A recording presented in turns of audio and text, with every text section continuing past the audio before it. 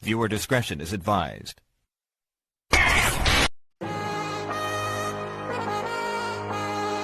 Welcome to Talkin Shit. On today's episode, pro wrestling news, rumors, spoilers, discussions, and predictions. And your hosts, Dark Cordz and Draven Rhymes. Welcome back to Heel Shit. Today is our first episode of the new segment, Talkin Shit. We're just going to hang out, we're going to yap, tell stories, just have a good time. Draven, any ideas what we're talking about? Well, we were brainstorming some shit a couple weeks back, and we was trying to figure out how we could bring Thump into this more. By the way, everybody, this is Thump. Welcome him back to the show. So, I had this idea of, because I was watching Table of Three on the network a while back. I was like, why don't we just do something like that where we just sit around and just bring up whatever old root stories or any bullshit that come up. So you were good with it. I asked if you thought Thump was good with it, and you brought him in, and he said, of course, yeah, because he's here today. By the way, good morning, Thump. Good to see you. Good morning, sir. Good morning, y'all. So that was my thought process. So let's just shoot the shit for half hour, 45 minutes, just see where it goes. Yeah, man. Sounds Are we good. allowed to talk about hookers, drugs, and You got shit that like right. No limits, my friend. No limits. All right, cool. Because the majority of my life for the first 30 years was wrestling, hookers, and drugs, pretty much. Well, that's the American dream. Yeah. Yeah. So tell us about it. Give me something. Give us. I think we can't start off with the bang. I will tell you guys this. Did you guys hear about that fucking Nashville shooting? Yeah. I saw something about it this morning. I didn't really get into great detail because I've been too busy with my kids, but I mean, give me some detail on it. Okay, a chick, 28-year-old chick. Mm-hmm. As far as I know, she was a former, and this is like I think it's like an elementary school because they were little kids, like 9 years old. Mm-hmm. Well, she goes in there, bested with a fucking. I looked like she had a shotgun. I'm not 100% sure, but she blasted a custodian, an office worker, and I believe a substitute teacher, and 3 little kids. Here's the thing, man. I am not a huge fan of the assault rifle thing. I don't get it. Like, back when I was bounty hunting, like, it was something, we had to take into consideration all the time, obviously, but we didn't really consider it too much because it's usually numbers wins anyway, Right. But the thing is, man, like, it's not even about the weapons anymore to me, I don't think. It's more about what in the fuck is going on with people that they think to go shoot up a school of little kids. I understand if you're a high school kid and you got picked on. Now, I'm not saying I understand it like it should be accepted. I'm saying I get the fucking psychology, right? But you're a 28-year-old fucking woman. What in the fuck possesses you to go back to a school that you attended when you were little to kill people? I mean, did they take away your fucking birthday? Did they not give you ice cream at lunch? I mean, and they did. They killed her, so we'll never know. Right. The cops did it right this time. They went right in. They fucking blasted her. It was over before she got to too many little kids. Right. Now, don't get me wrong. 3 is too many, but I mean, I saw that. I saw it last night, and I started thinking about it, and then I watched a little bit about it this morning. I saw some TikToks on it and a little bit on the news, and I just can't for the life of me. We have a fucking cultural problem. It's not about the weapons anymore. I mean, yeah, it is. We shouldn't be able to go buy assault rifles if you're a fucking retard. Okay? Agreed. And when I say retard, I don't mean handicapped. I mean you're a fucking idiot. My brother, perfect example. My brother has assault rifles and all that shit. He is a complete fucking dipshit. He has no business having them. No business. Because he's the kind of guy that would fucking engage the cops if they came. He's a fucking idiot. My younger brother. So yeah, I understand why they want to get, the ban and all that. I am not a big fan of them being on the street. First of all, I'm a Republican, 100%. Me and Tom talked about this before. But I draw the line at two things: guns and abortion. Like I have very different thoughts than most Republicans when it comes to those two issues. And it's because I saw guns on the street. The problem is I don't think we're going to resolve anything by banning them, other than criminals are going to have them anyway. So what's the fucking difference? It just won't be as easy to get them, but you can get them. Right. Yeah, but that's I mean, that's my only thing. will the normal dumb American that thinks of shooting up a school, do you really think they're smart enough to get them if you can't, like this girl, No. do you think she No. can get an assault rifle if they were banned? It was a combat shotgun, from what I understand. But no, you're right. But she probably couldn't get an assault rifle. You can go get a CSG anywhere in a pawn shop. Mm. Yep. Or you could just walk in there with 2 9mm, and 2 9mm with 30 rounds is one clip of an AR. So it's in the mind of the dipshit. It's not the necessarily what they're delivering the pain with. There is a serious disconnect that goes on in our country that doesn't appear to be happening anywhere else, and I don't fucking get it. Like, Well, because other places take gun safety and gun laws seriously. The problem is that nobody wants to talk about the difficult things that are going to fix it. Like the people, especially people on the right side of the aisle. I don't want to get too political, but their solution is either more guns or just blaming it on people's mental state. And it's the same thing when it comes to all of the problems on college campuses about, sexual assault and things like that. Stop talking about trying to give mental health to people that until they snap, you don't know they have a mental health problem. All right. It's like, if you want to get rid of, and I heard Jordan Peterson say that, if you want to get rid of the majority of sexual violence on college campuses, ban alcohol. But nobody wants to do that because alcohol is a staple and it's the right, and it's a right of people over 21 to do it and everything. But seriously, it's almost always a scenario with alcohol involved. Yeah. And in Almost. this situation, I would even go so far as to say that anything bad that happens on a college campus is generally alcohol related. Like with the hazing and all this other shit. We get a lot of that at UCF down here. Mm-hmm. Every year there's some bunch of fuckheads that that pour rumple mints down some kid's throat and kills him. It happens every year. And then and here's the thing, man.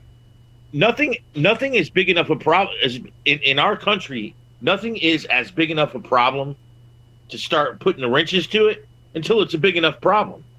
And if anything has become a big enough problem, it's the fucking gun problem. Mm-hmm. I mean, you can't go to Walmart in any state without looking over your shoulder. And if you hear a loud sound in a parking lot, and when we were kids growing up, man, I mean, I got a few years on you guys, but like when I was growing up, man, you never in a million years thought of some shit like that. And I don't care if it's an assault rifle or a fucking 38 snub.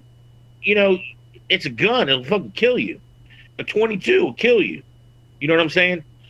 But we didn't even have like ever anything like that. And now it's weekly, daily sometimes. Mm-hmm. In Orlando, we've had 3 or 4 school shootings since the first of the year in Orlando. And the thing is, it's not assault rifles always. It's usually, a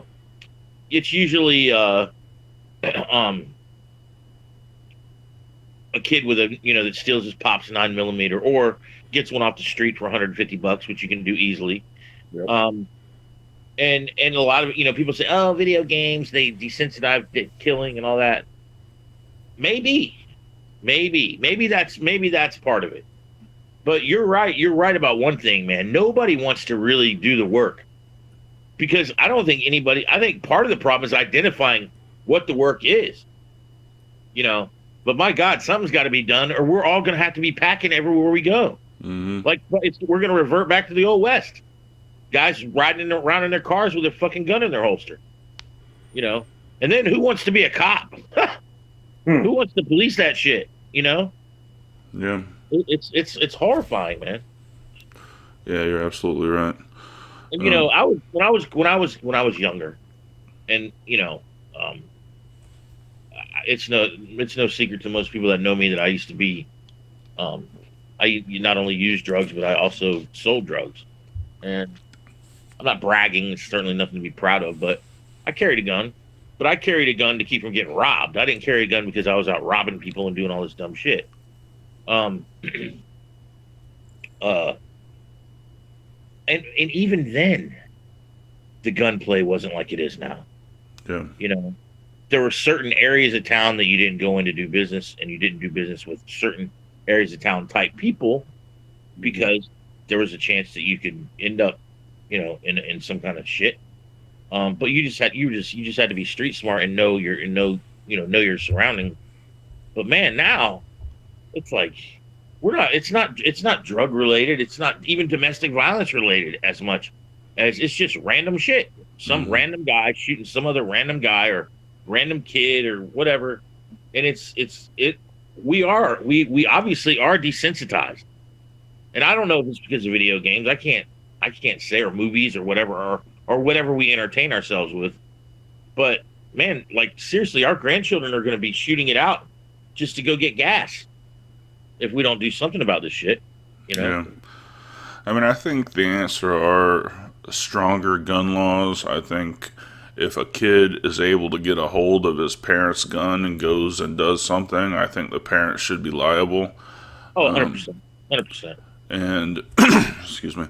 And, the whole thing is they say stuff like, oh, Chicago has the strictest gun laws, but they have the most gun violence. And the problem is the people that make that argument don't understand is someone in Chicago can drive an hour to Indiana, buy their guns completely legal, drive back to Chicago, and use them.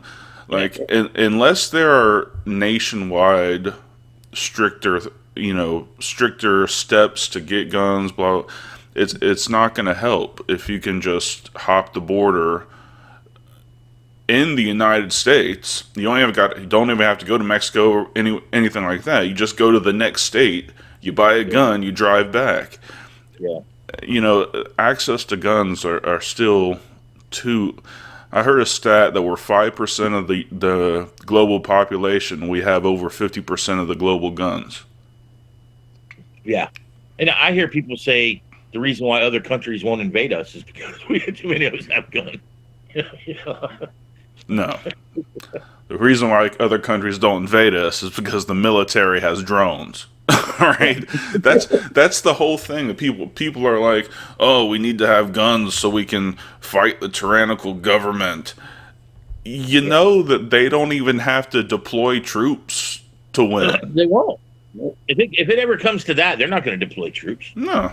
They're just going to sign up to go kill their own. Yeah. Nobody's going to do that shit. They just drop drones into play. Yeah. Anyway. That was a fun topic to start off with. Yeah, man.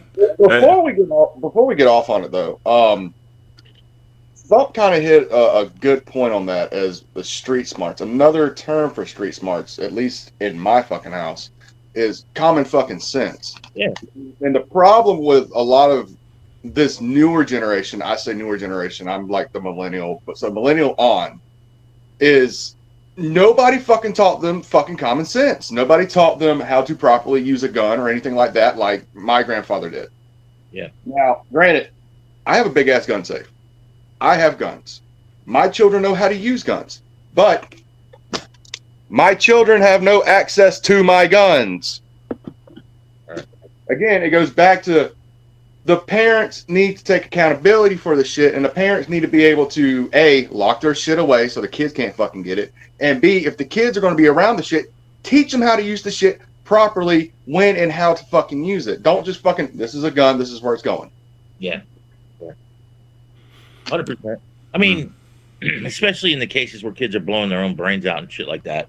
Yes. So you get an 18-year-old or 17-year-old kid that wants to go shoot up a school. There's really no way to stop him if he's got any accessibility. You know what I mean? The problem anymore, it seems like. See, the thing about it is we don't really hear until the trial what was going through this kid's head or what his deal was, and usually by then they're all in the oh my god, they caught me, they're gonna fucking kill me mode, and so they're remorseful and all that. That remorse didn't exist when they committed the crime. Obviously, it just exists because they got caught and they were too big of pussies to put one in their head. The ones that kill themselves will never know, and those are the ones that are the real that are like really fucked up, because they know when they leave that morning with that gun, they're not coming home. Yep. They know it, and there's so many different like levels to it and so many approaches to it that the scary thing is people say that fentanyl and fucking drugs and all this other shit which is bad, but is our big problem, and people bitching about the president, whoever it is. It doesn't matter if it's Trump or if it's Biden or whoever's going to run. And, at some point, we're going to have to like get on an issue, stay on an issue and resolve it, or at least make it somewhat better, because otherwise, man, it's going to be the Wild West. By the time probably you, Draven, are in your 70s or 60s, when you're least capable of probably defending yourself, this is going to be it's going to be the Wild West. If something doesn't, and I'm not talking about, Band-Aid measures. I'm talking about we need to do some fucking drastic shit. And that's why I say I don't give a fuck if they ban assault rifles. I'm cool with it. Even as a Republican, I don't give a fuck if because generally speaking, if you have to use an assault rifle to hunt, you're a fucking pussy anyway. You know what I mean? Like, there's people that go out and bow hunt, for God's sakes, and shoot and get enough meat to last them all year. You know what I mean? And I'm not big on hunting. Hunting is a whole different thing. Like, we could debate hunting all day. Here's my thing with hunting. I'm cool with hunting, but don't call it a sport. Want to know why? Tell them why, Tom. Because they don't fight back, man. Because name another sport where the other participant in the sport doesn't know they're playing. Not a sport. Fishing is not a sport. It's not a sport. It's fucking, it's murder. And that's cool, because if you eat it, and I don't have a problem with people that hunt for food. I have no problem with that. And I'm not saying that you shouldn't hunt because you can go buy steaks in the fucking store. I'm not that kind of an asshole either. I'm saying as long as but if you go out and you hunt just so you can put fucking racks on your wall, you're an asshole. That's me. That's what I think. No, I agree with that, and I am a hunter. I do hunt, but I hunt just enough to A, fill up my freezer for the year, so I don't have to do it for another fucking year. Right. And B, up in St. George, there's a Cherokee reservation, so they will buy off the skins and everything else that you don't use. So it's not like the animal ever goes to waste whenever I kill something. Right. Whatever I don't use, they will use, and I just give it to them. Were you in Georgia? No, I'm like right here at the Florida-Georgia line. Uh-huh. On 121, like heading into St. George. So right. Like a 5-minute walk, I'm in Georgia. Yeah. Oh. I got you. Do not come looking for me. No, don't worry. Don't worry. My those days are over. I'm fucking not unless you order McDonald's. Well, I mean, if McDonald's has a venison burger, I would be more than happy to go get it. But until then, Hey, I will not shy away from eating deer meat. I will not. I'm not. I'm not. I know that sounds hypocritical. I just don't like people that say when they cover themselves in piss and they really stack the deck. You know, I like the idea of the natural course of a guy going out, and I can understand that. Because I've hunted people. You know what I mean? Like I get that. Yeah. And there is a certain amount of rush and but I certainly wouldn't call it a sport because yes, I would stack when you're hunting people, you stack the deck, obviously. But like when you go out in the woods, if you're the kind of guy that goes out in the woods and kills deer with a bow and arrow, that's cool. I don't even care if you use a gun, but you don't need no AR-15. Mm. Well, it's interesting because there are some species that you really need to hunt. Like in certain places in the United States, deer are like destroying the environment. Hogs So in Florida, man, they hunt the shit out of them. They still can't get enough of them. yeah, my brother-in-law is ex-Marine, but right now, like 20-year, like retired Marine, but he's currently a contractor for the government to do that. Like they say, okay, we've got a horrible boar population going on here, and they get contracted to go and eradicate a chunk of them. Yeah, it's big. From like here south, alligators. Not every year, but every couple years they'll have like this big hunt where you get tags. It's just like they do it in Louisiana, except you get more money if you trap them alive, and they'll take them like to North Florida or someplace where they'll take the gators somewhere else where this population is less overgrown. Right. But like now they have people that are down. See, we have so many non-indigenous snakes and shit down in South Florida that there's people that make a living just hunting boa constrictors and sand boas and shit like that. I mean, you see it on TV, I'm sure, but yeah, the python population really in weird, South man. Florida is crazy. North Florida and Central Florida and South Florida are almost like three different states. Right. They really are.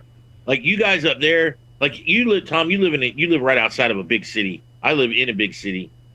But even still, it's different. Jacksonville and Orlando are polar opposite. Completely different. Totally different environments. And then if you live like, I would love to live away from all this shit, from all these fucking people, man.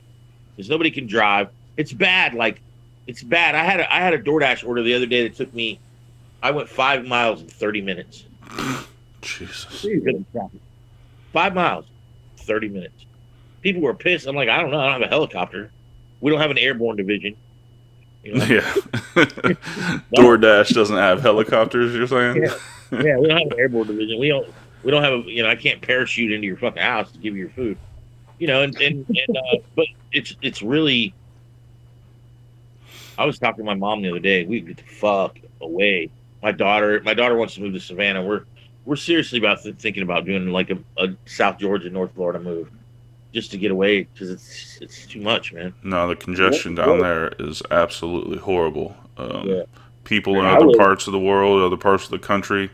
If you go to Orlando, it's a huge destination. All the theme parks, but all that happiness will go away after you sit in traffic for an hour to go 20 miles. The problem is one way. There's still only one way in and one way out, and I-4 really connects almost all the neighboring parts of Orlando with like Polk County, Tampa. I-4 is it all the way to Daytona. So when you get all those people out there between 3:30 and 5 o'clock on Friday, it's deadlocked. And it's been that way. I don't care how many lanes they add, because by the time they finally get done with the lanes, the population is doubled. So they never can get ahead of it, and they still can't. It's crazy. Mm-hmm. And then South Florida. What do you want to talk about, Tom? There was something you mentioned the other day to me, because we're gonna have to start talking about wrestling a little bit. Oh yes, It's Mania Week. It's Mania Week, so I want to talk about my debacle with my wrestling school and. Oh yeah, Marty Funk. Oh yeah, Marty Funk. For those that don't know, and why would you? I was trained by Dory Funk Jr., who showed up on my top 10 list last week. I still say he paid you off.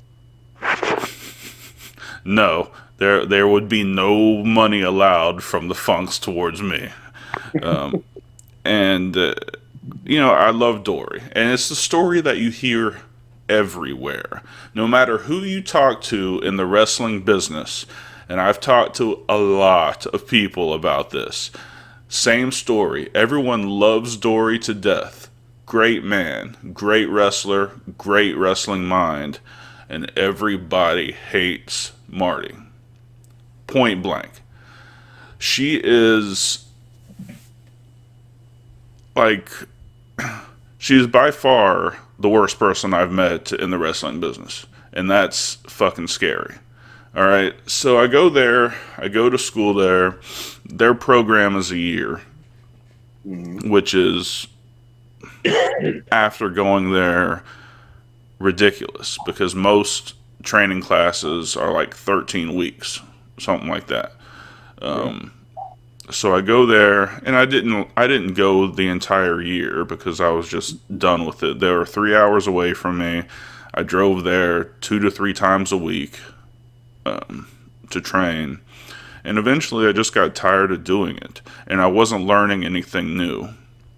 So let's say that I started training in October, and I left about August, and I didn't make a big deal of it. I just stopped training. I didn't badmouth anybody. I had, nothing bad to say. And I'm not that kind of person. I don't spread bad stuff.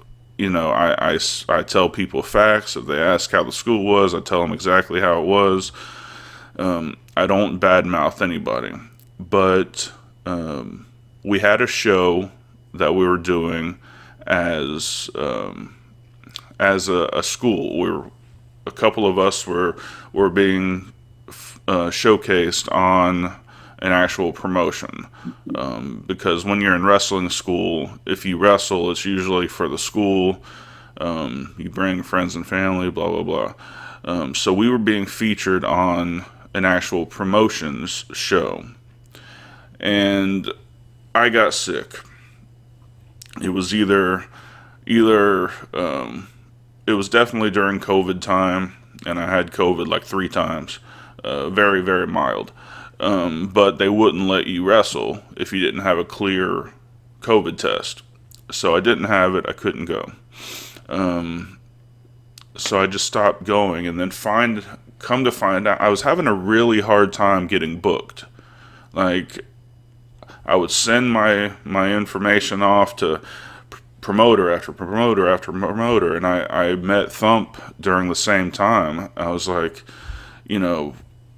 I'm not the worst rookie. I learned pretty quick, but I was having such a hard time getting those first couple bookings, and then come to find out, Marty was actively blocking me from getting bookings. I don't know what the mind state was, but I was so. Here's the thing, man, and this is something that I've just learned from dealing with people out of that school for the last 20 years at different times. They teach you enough to keep you there, and then they start making, when you start to get it, which you really don't, you just get it in terms of what their idea of getting it is. They start making promises to you about sending you to Japan or getting NWA spots and shit like that. And I've heard all this before. Oh yeah. And the thing is, man, like when I talked to you and I heard your story, and you sent me a match, and I'm like, my God, this guy trained for that long. Like there was a lot of holes in your game, but they were holes in your games that I could fix in 3 weeks if I had you 3 nights a week. You know what I mean? Like footwork. And, you got to remember, man, there's levels to this shit, right? I trained for 3 months, 4 days a week with nothing but ex WWE and ex WCW guys, and a lot of that time I was one on one because they were so critical about fitness that if you couldn't get through the blow up drills, you sat. They weren't looking for hobby people; they were looking for people that wanted to do this for a living, and I was very fortunate, very fortunate, and so even after they said, okay, you can start working shows, I still Tuesday, Thursday, and Sunday showed up for training, unless I was booked somewhere on Sunday. Period. And I did that for 20 years. You know what I mean? So it's different. But like, if I'd have known you a week before you made the decision to go to the Funks, I don't know that it would have done you any good, because the problem is there's nowhere else for you to go. Right. Unless you go to South Georgia, like with Tommy Dame, you know, if he's got his school open, which he does at different years, he's had his school open. Tommy Dame will teach you right. There's a guy in Atlanta, a couple guys in Atlanta that'll teach you right. AR Fox is in Atlanta. You see AR Fox on TV all the time. You go to his school, you're known, right? Right. You could have came all the way to Orlando. I mean, and you know, I know, man, like you know, real life is still more important than wrestling until it's not. Right. So you know, there's no way you can just stop, drop, and drive all the way to Orlando. And I bet Ocala wasn't much better. No. You know, it was still a haul. And the thing is, man, you know, it's like, and people start being like, well, how hungry are you, or how bad do you want it?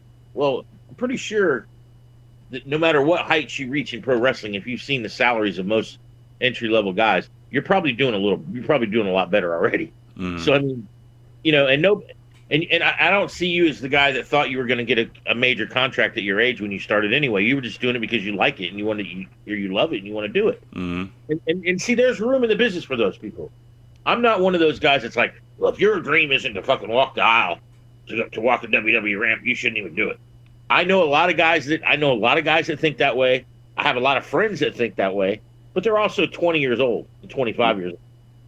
And most of them are full of shit because they're never going to make it anyway because they suck.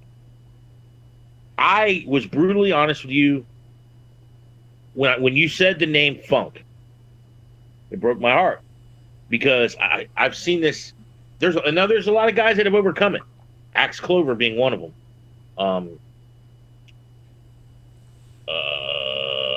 Adam Windsor being another one. You know, there's a lot of them that have overcome it. They've overcome it. But those people also are people that this shit comes to naturally. And it doesn't come naturally to everybody. Some people have to work for it, have to work at it to get good, And it's a shame because if you would have came up in Orlando, you'd be right here with the rest of us. You know what I mean? You'd be getting booked solid, you wouldn't be limited to the shows that you can do. You wouldn't be limited to the people that you work with. And I so bad I've told you many times that I wish there was something I could do. I wish you lived closer, or I had a ring, or I knew somewhere we could go. And I mean, I feel like if I had you for 3 weekends, it would at least, because you're a big guy, people are going to want to book you, or you're either gonna fake it till you make it.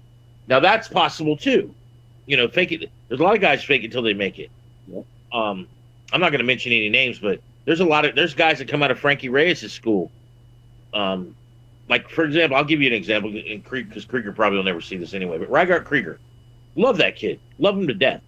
When I first saw him, when he first came to me and I was booking at CFWE, which was a lower level show, I was really working with a lot of these young guys to try to get them to where they were ready to work better shows, because they just were lost in it. They were just not even close. Rygaard Krieger, good kid, love him to death. Great gimmick, great promos. The whole German, all that shit, really cool. Ring work, just not there.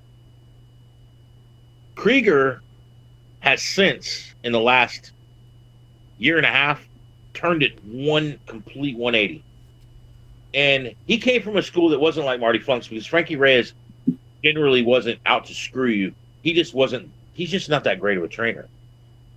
He's just not. I mean, I hate to say that because I like Frank. He's a good guy, but he's like, his people just, they never really turn out to be all that great.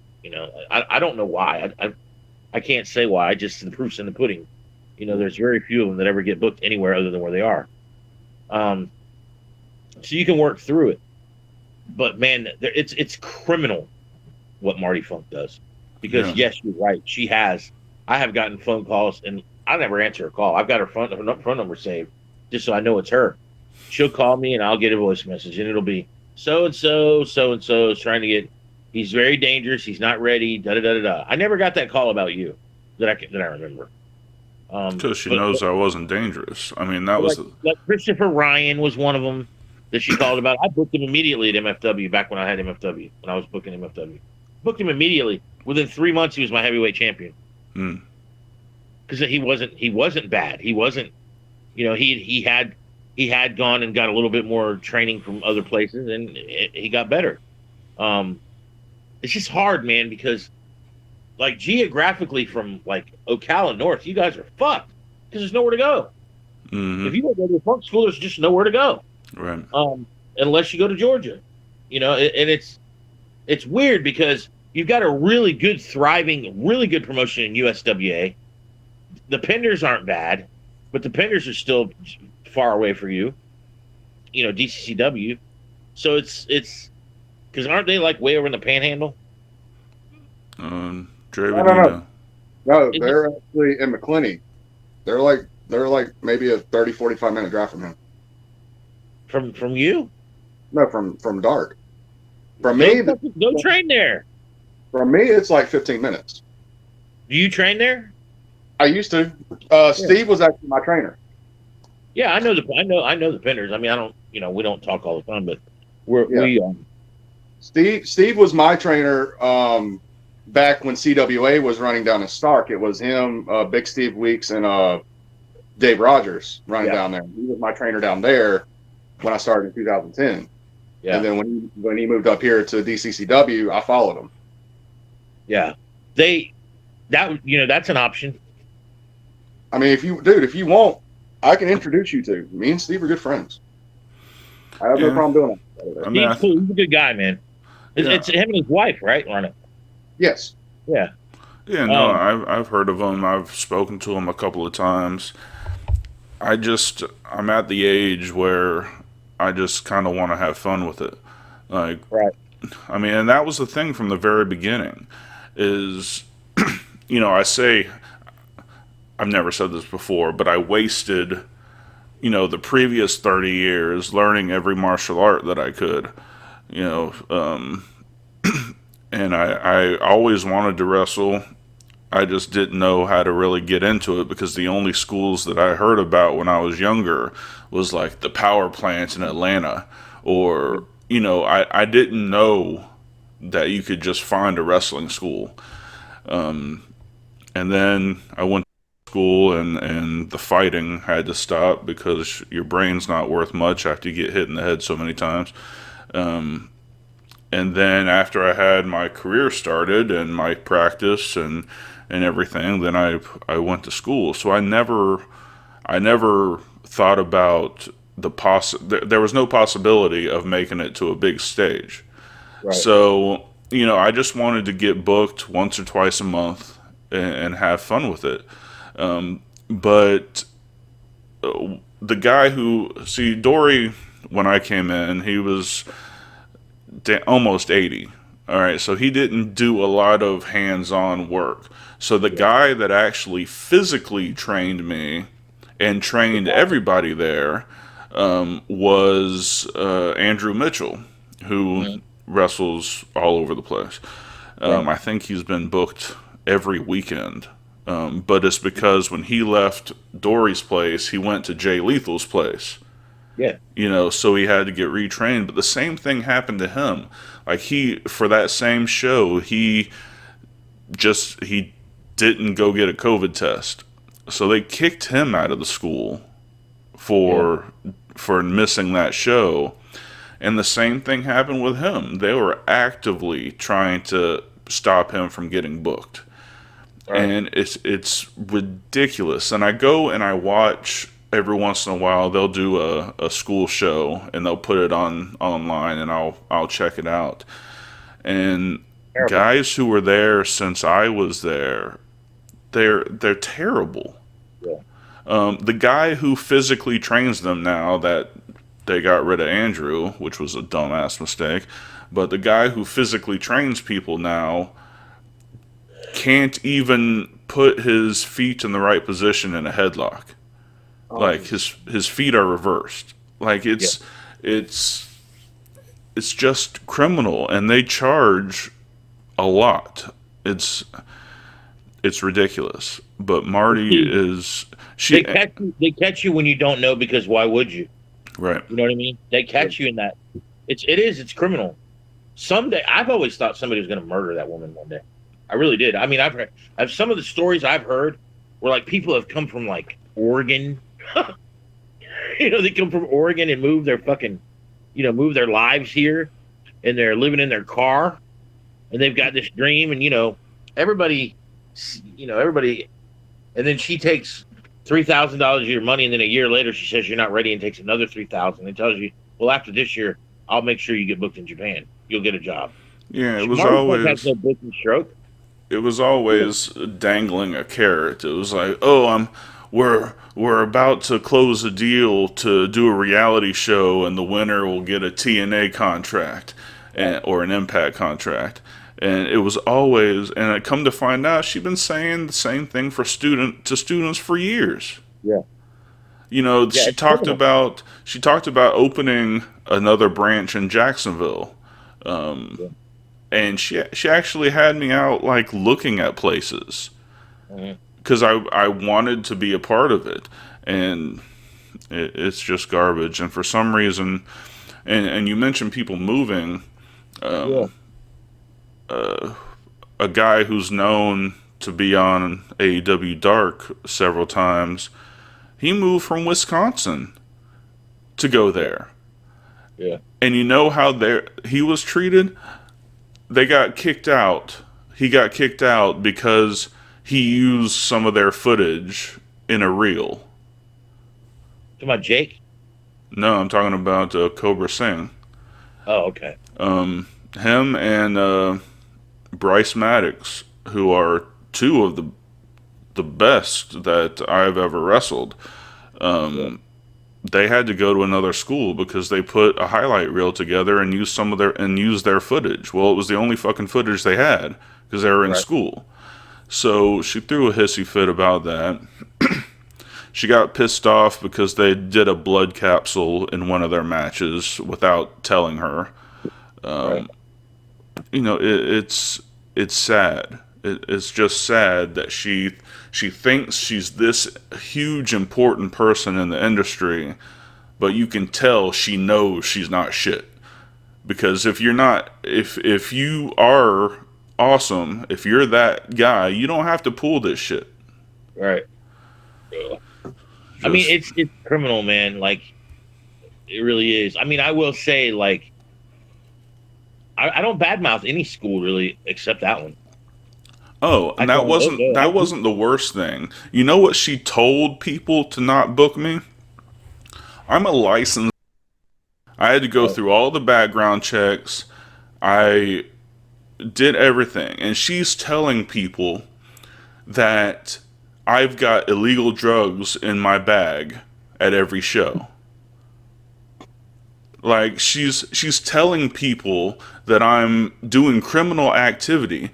And the way I got her to fucking stop is I pulled my shit. I was like, please keep telling people this shit, and I will fucking own everything you have in defamation case.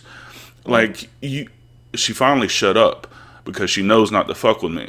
But when I first started, she was like, brother, you don't know what you're messing with. And I was like, no, bitch, you don't know what you're fucking messing with, all right? You can talk all the shit that you want, but the minute you start telling lies about me, I'm gonna fucking own you. Yeah. Okay, you might think I'm a shitty wrestler, but I'm a fucking good. Right. Yeah. Well, so, I mean, maybe that you could have done the wrestling world a big. I know. Because of Dory, that's why people don't fire off. That's why people don't then she doesn't. There's no repercussions for hers because people are like, Story Funk, he's a fucking legend. He's an old man. Why would we want to destroy his life? But that's what makes her so evil. Is she knows people aren't gonna fuck with him because of Dory. Now, when Dory passes, she better shut the doors and run like hell, because then it's gonna be game on. And I bet there's a lot of kids out there that are waiting for that day. And it might even be something like somebody actually hurts her or does something fucked up to her, because she's definitely in the comes around, goes around department. She's definitely standing on the street corner waiting, because it's coming. Yeah, she's fucking owed. Yep. But so Mania. Yeah, Mania. What's your thoughts on this, guys? The only match I give a shit about is Cody and Roman. I care about the Owens Sammy also, but I think the bloodline story. Stuff.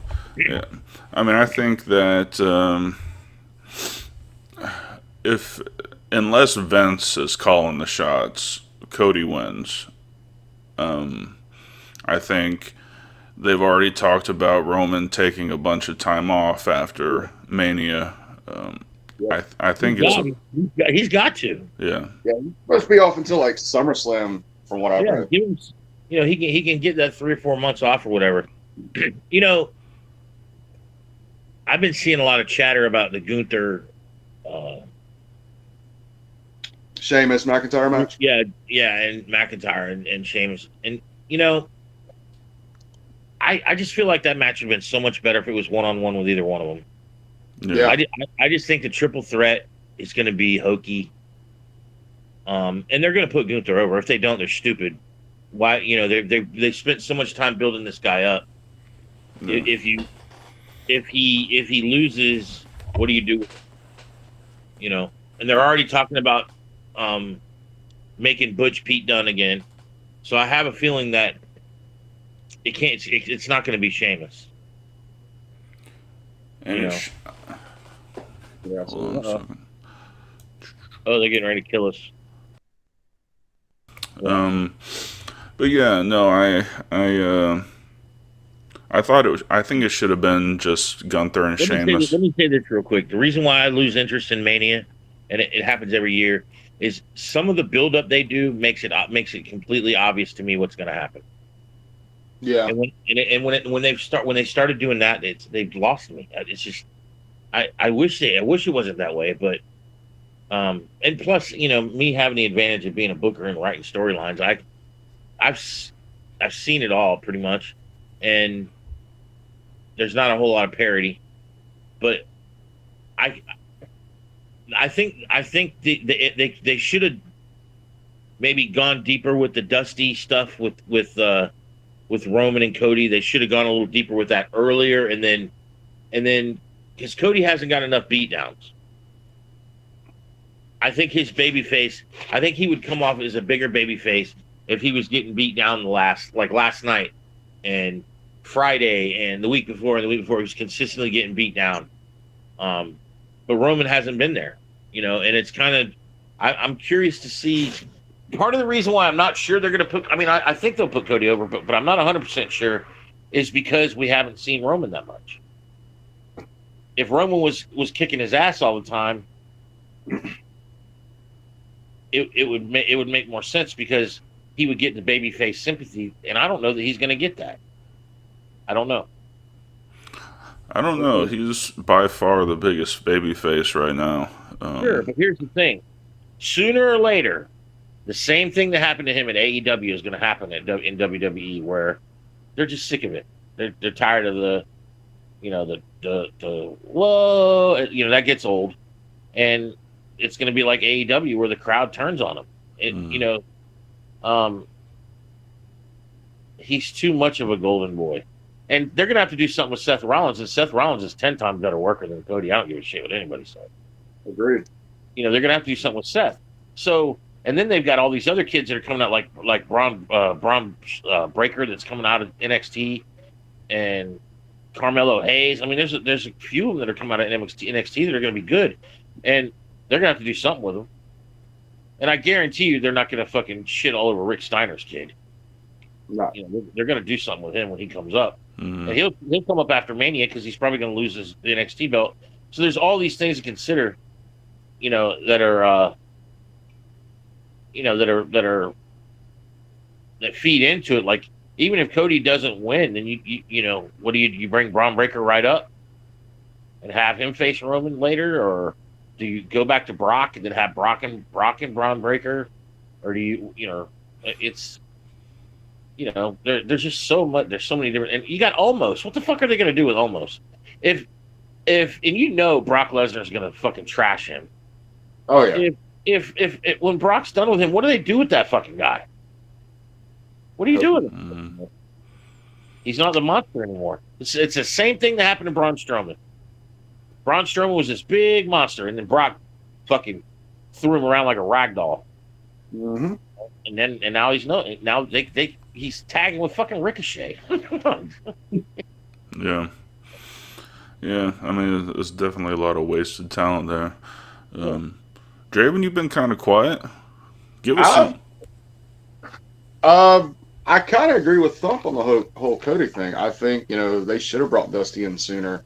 I do think the beatdowns would have been more important now than, you know, just their face-to-face conversations. Granted, they were entertaining. I actually got lost in a couple of them. But when I think build up to WrestleMania, especially years past, when I'm thinking the main events, I'm thinking when they got the heel champion, the champion's always trying to get whatever advantage he could. He's always trying to get the one up. So whether it's backstage beatdowns, whether it's having his lackeys do it for him, that's typically what I think of when I think of a WrestleMania build up for the main event. We have not seen that at all with this. More or less, the fucking beatdowns have come from fucking the Usos and the KO Sami Zayn issue. Yeah. In my opinion, will main event night one, which don't even get me started on the fucking 2-night WrestleMania shit right now. But Oh yeah, too much. it is too much. And I get it, you know, you're trying to get everybody a fucking payoff for WrestleMania. But at the same time, you know, you 8 got hours of wrestling, man.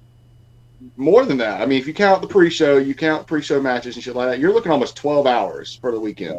Yeah. Just for WrestleMania. That's not including Stand and Deliver. That's not including the Hall of Fame. Yeah.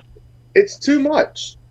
I mean, I sent Dark the fucking schedule for WrestleMania week. You got a 3-hour Raw, a fucking NXT, SmackDown, then you got the Hall of Fame, then you got Stand and Deliver, then you got 2 nights of WrestleMania. That is a lot of fucking wrestling to cover in one fucking week, just for one company.